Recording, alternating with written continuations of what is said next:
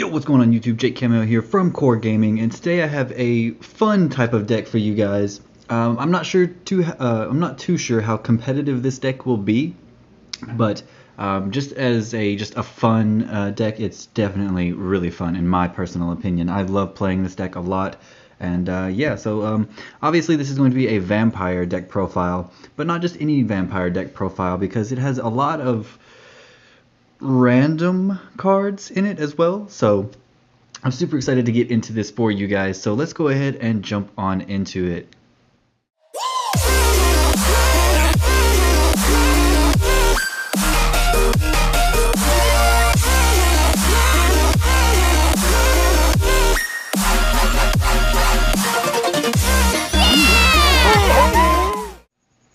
Alright, so first up we have a Vampire Vamp. This card is just basically a meme type of card. That's why we only run it at 1. It can be a really good card, but typically it's not going to be played too much. But it can be a very good card, so keep that in mind. So you can change that up for something if you'd like, but me personally, I like running it at 1. And then we have 2 of a card that I kind of think is a MVP of sorts. Like most of the cards in this deck are going to be like situational. That's why they're like 2 ofs and 1 ofs and things like that. But I run 2 Vampire Scarlet Scourge. He's just a really good card. He's probably like the best generic tribute card we have. Although typically you'll try to want to play around not tributing for them, which I'll get to later on. But yeah, he's just a really good card to have in the deck. And then we run 1 Vampire Red Baron. I'm not a huge fan of this card. If it weren't for his effect of being able to swap monsters, then I would not run him at all. But since that effect can come into play, and since most of your vampire cards are in fact very searchable in this deck, I only run 1 of him for that purpose. Then we run 2 of possibly the MVP of the deck, Vampire Fraulein, or Fraulein, because we only run 2 though. I say this is the MVP, yet we run 2 because her effect it can be pretty costly. She's hands down the defense portion of the deck. She can basically protect any monster you have from attacks and things like that, but you have to pay life points to do that. And depending on what your opponent's attacking you with, it can get pretty costly. So you don't want too many of her on the field, or too many of her effects popping off to protect. You kind of want to protect once or twice, and then kind of go on with your plays from there. So we only run 2 of her. And then we run 2 Shadow Vampire. He's kind of just a generically good card for vampire decks and stuff like that. He's a level 5 and 2000 attack. Not too much to say about him. He's just sort of a generic card you kind of want to play. But then we run 2 Armageddon Knight. Armageddon Knight is really good and pretty searchable as well, because he lets you send some of your more important vampire cards that you actually want in the grave to the grave. So there's that. And then basically the same thing for this card. We play 3 Union Zombie, and we play 3 of him because he's a tuner, he's a zombie, and he can fluctuate levels. Levels are very important for this build, as you will see later on, but the fluctuation of levels can be very important. Plus he lets you send a card from your deck to the grave pretty much as well, so basically the same thing as Armageddon Knight. So that can be very, very useful, especially with cards like Vampire Sorcerer, which we run 2 of. We run 2 Vampire Sorcerer because we run a decent amount of tribute cards here. So if he's in the grave, you can banish him, and then you can play these guys without tribute. So that's very, very important as well. And plus he's a 15 in attack, 15 defense, so that's not terrible. It's not great, but it's not terrible. But then we run 3 of probably the most important lower level card. 3, let's just kind of move on over here. 3 Vampire Retainer. Vampire Retainer, basically, if he's special summoned, he can search you out any of your vampire spell or trap cards. So he's super good, and yeah, that's basically the entire reason. Like most of the time, you'll want to have Vampire Retainer, Vampire Sorcerer, or this card. We run 2 Vampire Familiar. You'll typically want some of these 3 cards in your graveyard, and so that's what the deck sort of plays around, is putting these cards in the graveyard and then going off with plays from there. But Vampire Familiar is the exact same effect as Vampire Retainer, except you can search Vampire Monsters instead. So less important, but still really, really good. And that is it for the monsters. Alright, so on to the spells. We run 2 Vampire Domain. Vampire Domain is a really good card. You have to pay 500 of your life points, but you can have an extra normal summon for vampire cards for the turn, and any damage that your vampire cards do to your opponent, you gain that much life points. So that could be a really nice way of you gaining back some of the life points that you have to pay for this deck, because there's a lot of back and forth between paying and gaining life points in this deck. So you definitely want to be careful, which is another reason why I said earlier that we run like 2s and 1-ofs of cards, because there's a lot of balance that needs to be done in order to maintain and try not to spend too many life points for certain reasons and blah blah blah. So, but then moving on, we run 2 Vampire Desire, or Vampire's Desire. Basically, you can fluctuate levels with this card and bring back or special summon target 1 vampire monster in your graveyard and send 1 monster you control to the graveyard. And if you do, special summon the targeted monster in the graveyard. So say something like we have like Vampire Familiar on the field or something like that, and we have like we'll just say Shadow Vampire. So Shadow Vampire's in the graveyard. Use Vampire's Desire to sack your familiar or whatever you have on the field to get the stronger or more important monster back to the field. So it's sort of a Monster Reborn, not exactly though, but it does help with the fluctuation of levels as well though, so that's very, very important.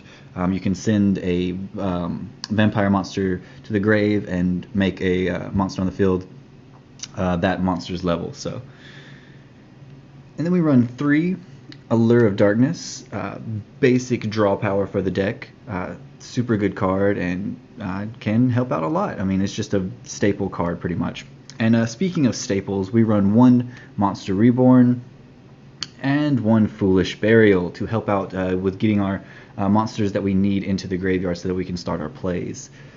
And then we run 1 Reinforcement of the Army, so that we can try to get our Armageddon Knight. That's the only reason why Reinforcement of the Army is in here.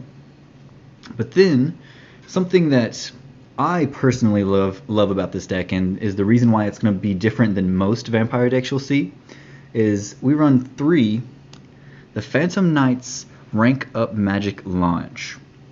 Now this card is basically the backbone of this build, because this deck is going to be mainly an Exceeds monster build. During the main phase, target 1 dark monster you control with no Exceeds materials. Special summon from your extra deck 1 dark monster that is 1 rank higher than the monster you control by using it as material, and if you do, attach this card to it as additional material. So basically, we'll get back into that. We'll step back into that, but very important card for this build. And that's going to do it for the spells. Not too many spells. Alright, on to the traps. We run 1 Parallel Port Armor, just because we only run 1 Link monster in this deck, and because we run 1 Link monster, I want to have some sort of protection for it, so this card is in there basically for that reason. If we see it, that's fantastic. If we don't, it's not a super big deal, but I run 1 Parallel Port Armor. But then we run 3 Vampire Domination. Basically, if you have a vampire card, you can stop whatever your opponent tries to do. Pretty much that. And then we have 3 Vampire Awakening. This card lets you special summon from the deck and stuff like that, so that's really, really good and can come in clutch, especially with the Exceed summoning and stuff like that. So Super, super good cards. And that's going to be it for the traps. So now, because this is more of a fun deck, I don't really have a side deck for this deck, but as far as the extra deck goes, we run 1 Vampire Sucker. I definitely want to run this at 2, but I only own 1, so I would definitely recommend running 2. And I'll tell you guys what I would take out for another one as well. But moving on to our Exceeds monsters, we run 1 Odd Eyes Raging Dragon, because he's just a really good card and can actually come out fairly easily in this deck if you play your cards right.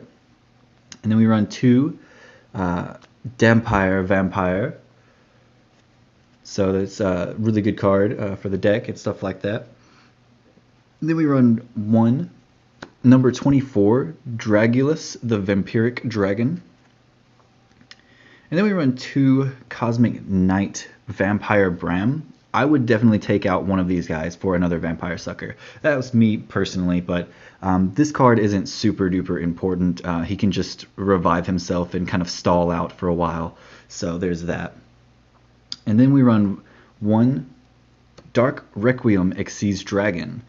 Super good cards. There's a lot of really good Exceeds monsters in this deck from the Arc V era, which makes me extremely happy, and it's just so much fun to play this deck because of that. And then we run 1 number S39 Utopia the Lightning. Utopia the Lightning is just sort of a generic gonna beat you up type of card, so it's just really, really good.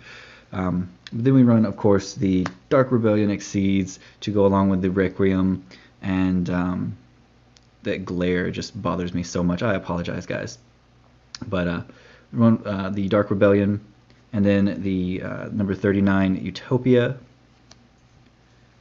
and then we run the Phantom Knights of Breaksword,